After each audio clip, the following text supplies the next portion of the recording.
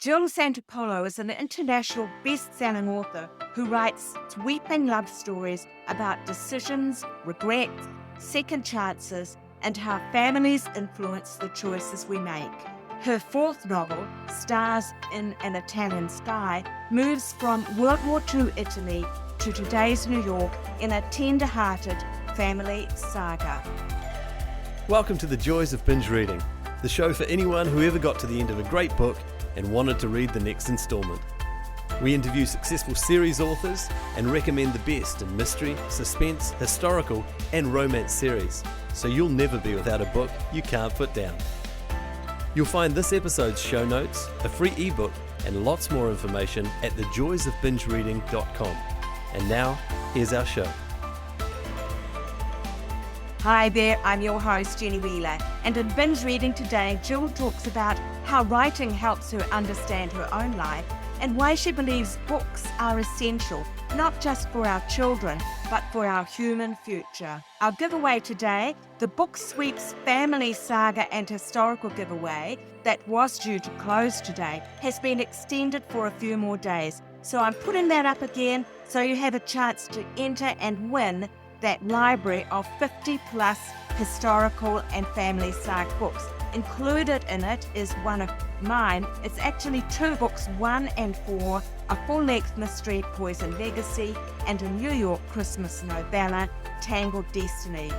The links for where to enter that giveaway can be found on the show notes for this episode on the website, The Joys of Binge Reading, along with the other details like Jill's social media contacts and where the books that she recommends can be found as well. And don't forget, if you enjoy this show, do leave a comment somewhere online so others will find us too. Word of mouth is still by far the best recommendation. But now, here's Jill. Hello there, Jill, and welcome to the show. It's great to have you with us. Thank you. Thank you for having me. Now, you're in New York and I'm in New Zealand, so it's really fun to be able to make these connections. You've got the most amazing range of roles on your CV, which we probably will get into a little bit later on. But the real reason we're here today is to talk about your latest book, Stars in an Italian Sky. It's your fourth novel, and it's a sweeping dual timeline romance that starts in Genoa in World War II and then moves quite quickly to New York in the 2021s. Is this the first one where you've had a truly historical aspect to your work? Yeah, I think so. My first book, The Light We Lost, starts in 2001. So by some definitions now, people are calling that historical, which is crazy to me. But this is the first one that feels truly, it's set in 1946. It's post-war. It feels truly historical to me in a different sense. Yes, that's right. All of your books have got the same sort of territory, heart-searching decisions about where to go in life, missed opportunities, and how families influence our choices. And I wondered what particularly appeals to you about this territory. I feel like love in all its forms is what connects people. It connects us to our families, to our friends, to people we want to have relationships with. And how we navigate those different loves in our life, I think shapes how we live our lives and shapes our path. I just always find it interesting when those different loves, bring us into conflict for various reasons, or you have loved turns out to be someone different than you thought they were, or just different stories about how love relationships can change and the effect they have on us and the long-term effects they have on us too. Yes. And there is quite often a family dynamic with these where the parents have a strong view about who their son or daughter should marry. And there's that terrible tension for the younger generation as to whether they follow their heart or are obedient to the parents, isn't there? That's Right. often a feature. Yeah, absolutely. And I think every generation has a sort of different culture, different societal pressures than the generation before them. So there is always that tension between an older and a younger generation. Yes, regardless of the culture. Now, in this story, we alternate Giovanna, who's a young woman working as a seamstress in Genoa during the war, and Cass, a marketer with a fashionable clothing company in New York, and the men in their lives. And now, in Cass's case, her grandmother came to the US after the war, a very common pattern in those years. And I note you dedicate the book to your grandmother as well. And I did wonder, because there's such a close sense of the way Italian families work, whether there was a personal link there for you. So my grandmother is truly one of my favorite people on the planet and always has been. And she is now 91 and a half, and she is amazing and strong and wonderful. And a lot of the way Cass feels about her grandmother in this book is how I feel about my grandmother. And I've always thought about the way families are built on the generations before them and the influence that a matriarch or a patriarch of a family has on successive generations of that family. And I think that there's so much that my grandmother gave to my mother, that my mother then gave to my sisters and myself, that I can see her fingerprints on us now and on the sort of way we're raising our children. So there's just a lot of my love for her is in this book. She, though, did not come over from Italy. This grandmother that I'm talking about is my mother's mother, my father's family. His father was the Italian piece. So there are actually a lot of nods to my grandfather, whose name was Michele Vincenzo, Michael Vincent in the US. But so Vincenzo, I pulled from his name, and his mother was Giovanna. So I pulled that name, and his sister was Faustina. So I pulled that name. So there's a lot of family connections for me in this book on both sides, my mother and my father's side of the family. That's beautiful. Yeah. The book does require intricate plotting, the two generations and the way that they finally interlink. At the beginning, those two people are not regarded as being in any sort of blood relation at all, no connection. It's gradually, as the story unfolds, that you see there are links between them. It requires very intricate plotting. And we always like to ask, are you one of those people who has it all down on paper before you begin, or do you just let the story unfold in front of you? Okay, in the middle. So I definitely don't have it all planned out. I think I've written books that way. I've written like work for hire books that way, where I just knew I had to knock this book out in a very short period of time, and I needed to plot it because otherwise I was not going to be able to hit the deadline I was given. But for these books, I write myself a large synopsis, like a kind of summary of the story. If I were sitting here just telling you the story of the story, and then I read that and I base what I write on that, but it's really loose. The connections aren't there. The scene by scene isn't there. It's just like, I know that this happens and I know that this happens. And now I have to figure out how I get from here to there. And for this book in particular, I wrote the two timelines at once. Like I was alternating as I was writing because I knew that there were things I wanted to drop in one timeline that would be relevant in another timeline, or things in the later timeline that then you would find out about in the earlier timeline afterwards. So I knew that there were things I wanted to do like that. So I wrote it alternating. But when I revised it, I pulled both timelines apart and revised them separately and then put them back together again. And the story unfolds actually chapter by chapter, I think almost alternating all the way through the book. So you get, sometimes there might be two or three in one go if there's a particularly dramatic thing happening. But in general, you have what is happening in Genoa in the Second World War and post-war, and then you have what's happening in New York, and they alternate, don't they? Yeah, for the most part, until they come together. Yeah. Your debut novel, you've mentioned, The Light We Lost, was an amazing success for a debut author. You were a Reese Witherspoon book club choice, and also it's been optioned for film. How was that for you, and how's the movie or TV progressing? Is it underway? It was an incredibly mind-blowing experience having The Light We Lost come out, get chosen as a Reese Witherspoon book club pick. It's been licensed in 35 territories right now. It was one of those things where you have to live in the moment right now, because this is a magical thing that might never happen again in your life. Like you really need to appreciate this, because the responses were really wonderful. And the film so far, I feel like I got a crash course in movie production as this book has been optioned. So there have been a bunch of steps, and I know there are still a bunch more to go, but I have read a script that I think is wonderful. So I'm crossing my fingers. Great. Yes, great. Had you written anything at all before The Night We Lost? So I had written a whole bunch of children's books, a whole bunch of children's chapter books, series of 12 that were work for hires. So I basically auditioned to be the pen that writes the story that a publishing house came up with. I wrote 2 children's mysteries that were an homage to my own childhood of loving mysteries. And I wrote 2 choose your own romance books for teens. We called them the Follow Your Heart books. So, in the same way that you could choose to go into the castle or go into the jungle or whatever when you were reading a choose your own adventure book, it was like, do you want to talk to the lifeguard or do you want to talk to the guy selling ice cream on the beach or whatever? So, I wrote those before I started writing books for adults. Yeah. And so your Right Now ones were also YAs, were they?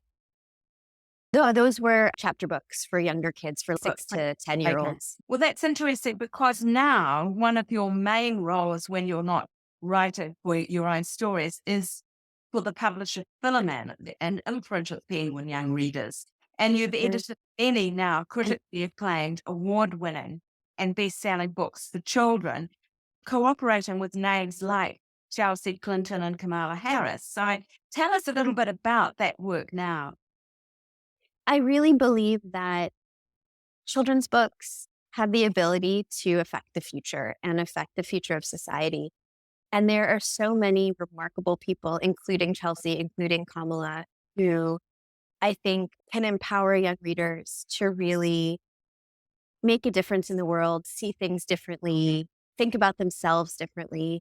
And I just get such joy out of working with these people to bring stories to kids, bring their messages to kids, and hope that it helps kids feel more confident and more empowered to realize their dreams and make a difference and do what they want to do and be who they are and be a wonderful contributing part of their community. There's a lot of concern expressed these days about how children aren't reading, and even adults, actually. I've had a lot of authors say to me since COVID, their reading, even if they were passionate readers, has been greatly disturbed and they find concentration on the written word harder. What's your take on all of that? So I think people will always love stories and gravitate towards stories. And whether those stories are in books or on television or in songs or in a million other places, I think hearing stories and telling stories is how we as humans connect with each other and also process everything that's going on. And I think sometimes books are hard to focus on if there's so much else going on in the world. But I also think that when you can escape into a book or a movie or a music album, you really do go to a different place and you can understand and think about things differently because you come away with a different perspective. And so you obviously wouldn't be hardline about the idea of audiobooks, anything that encourages stories. Absolutely. I love audiobooks. I actually recorded my first 3 audiobooks myself, which was wonderful. I didn't do the last one because my Italian is not great and someone Right. really needed to sound good there. But yeah, I know I love audiobooks and I'm a huge fan of audiobooks. I'm also a huge fan of ebooks. I'm a huge fan of print books. I'm a huge fan of any sort of way that people can get those stories. Many of the authors we talk to have written stories when they're relatively young, but I think your story of first book you wrote probably takes the first prize. Tell us about your first book. Just to give background on this is that my mother, before she retired, was an elementary school teacher. So we did a lot of projects at home and I wanted to, when I was 3 years old, I wanted to write a book. So she told me that I should tell her the story and she was going to write it down and then I was going to illustrate it. So I wrote a book called Stacy the Cat about a magical cat who, if you pat her, turns you into a mat.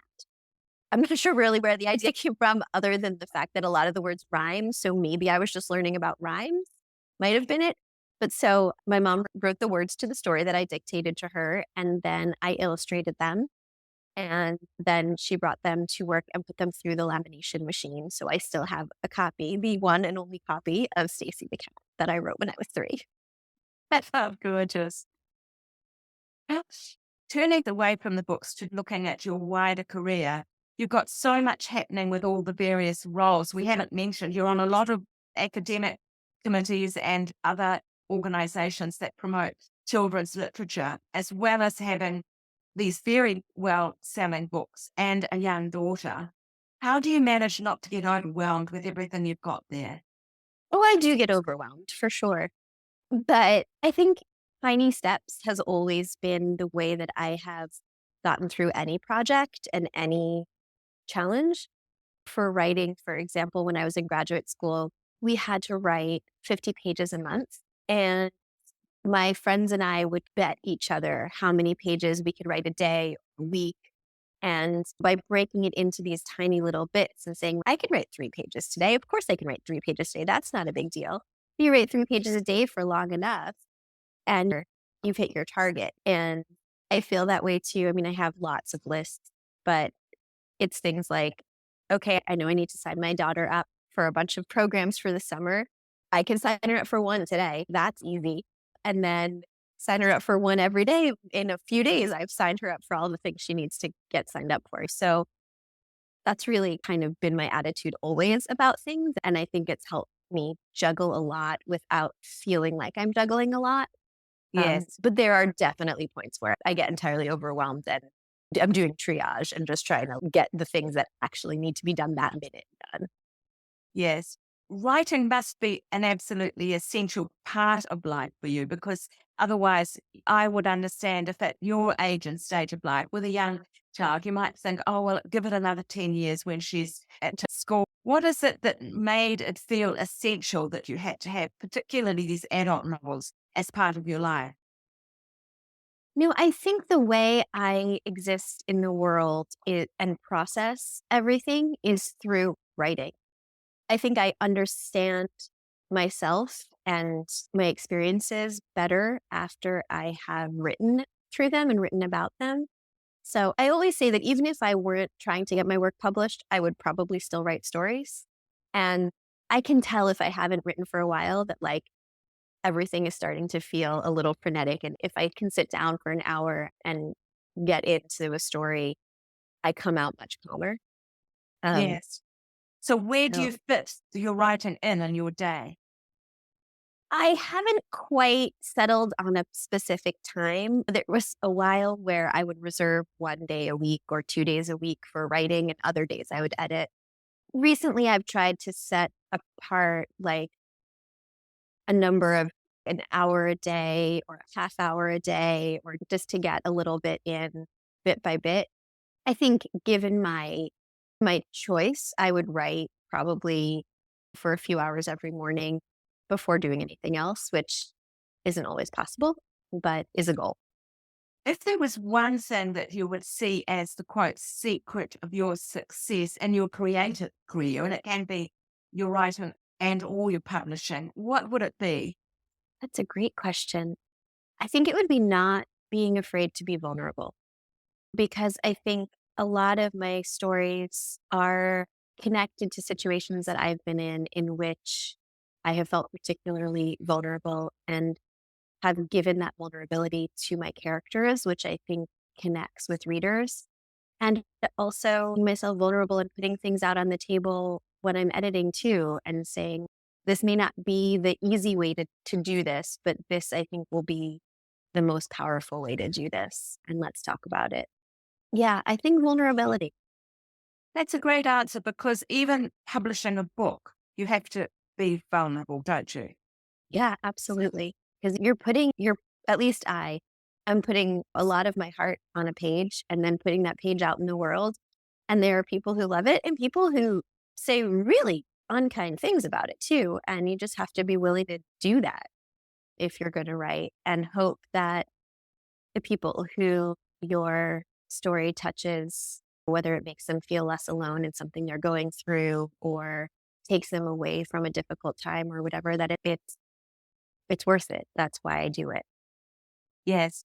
We talked a little bit about this before we came on air, but stories are romances and family sagas. And when you think about particularly the area of genre fiction and how publishers in particular like writers to really focus on an identified viable niche, what would you call your stories?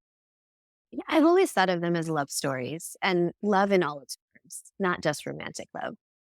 The love of families, the love of friends, and the love of lovers. Yeah, that's a great way to describe them. And it very much widens the idea of romance. I've noticed actually there's quite a lot. I think there's a real expansion in this part of the market that stories that were once regarded as quotes romances are now much wider in definition. Yeah, I think that's probably true. I think that there are the more traditional kinds of romances, what you think of when you think of a romance novel, but then I think that there are lots of stories about love that are out there.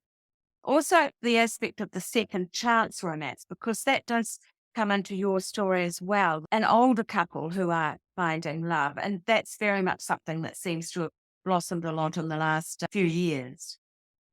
I think people find love at every age, and there's beauty in love no matter when you find it. And I think that's an important thing for people to continuously think about. Yeah. But you need to jealous reader because this is the binge reading podcast. A lot of our listeners love reading through authors' backlists and moving on to the next book. Tell us about your own reading tastes. Maybe you don't have much time at all for reading at the moment, but just in the past, what has grabbed you and what are you reading at the moment if you have any time to do it? I love reading love stories, which I get a lot of from various editors and publishers, oftentimes asking for blurbs or just sending it to me. And I literally this weekend finished Annabelle Monahan's newest novel, which is called Same Time Next Summer. And I love Nora Goes Off Script, which was her first novel that came out last year. So this was her second. And I also absolutely loved this one.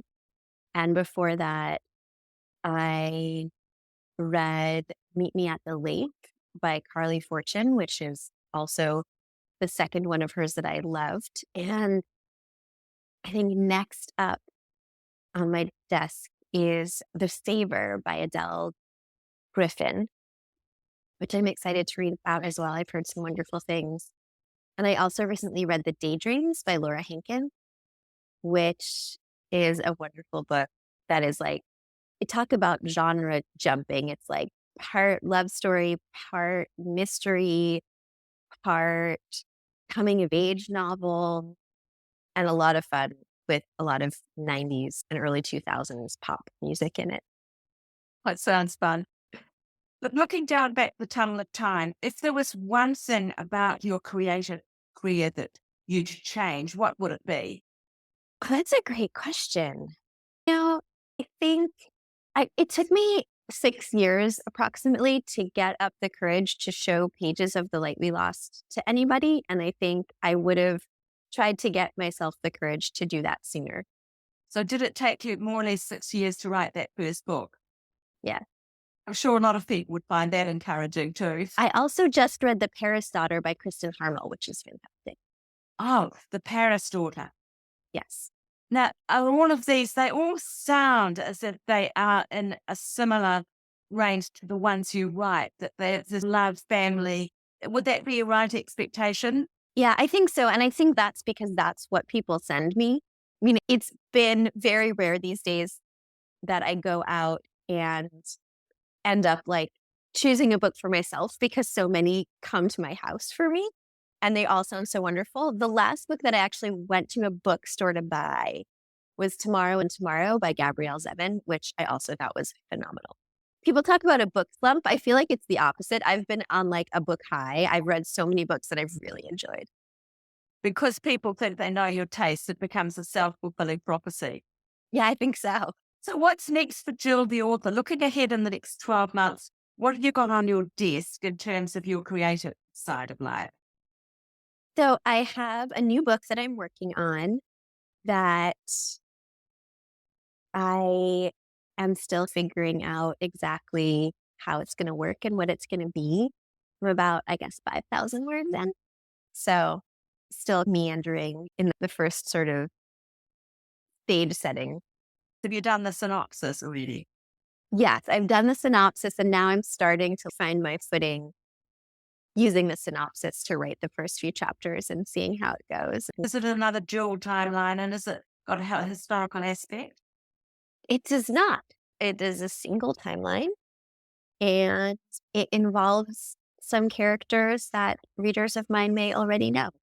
Oh, that sounds tantalizing. Yes. That's fun. Now, the obvious question to round us up, because we are out of time, do you enjoy interacting with your readers, and where can they find you online, or how do you like to interact with them? I do. I love going to bookstores and actually meeting people in person and talking to them face to face, I think is wonderful. I also love, which I do all the time, zooming into book clubs and chatting with people about any questions they might have after reading my books. So that's super fun. And then I am like basically parked on Twitter, but I don't tweet. I do Instagram a lot though. So if someone is looking for me, I'm on Instagram at Jill Santopolo. I also am on Facebook at Jill Santopolo author. But I think if you want everything that I post, it's Instagram. Right. Wonderful. I also have a website, jillsantopolo.com, if anybody wants just random information like about Stacy the cat.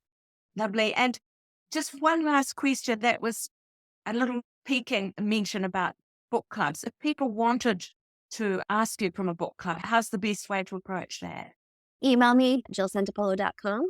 Let me know what book your book club is reading and when approximately-ish you're looking for a visit from me, and we'll figure it out. Lovely. Look, Jill, thank you so much. You've been a delightful guest, and it's been wonderful talking. Been wonderful chatting with you. Thank you for all these questions. Bye now. Thank you. See you next week. Remember, if you enjoyed the show, leave a comment so others will find us too. Thanks for listening and happy reading.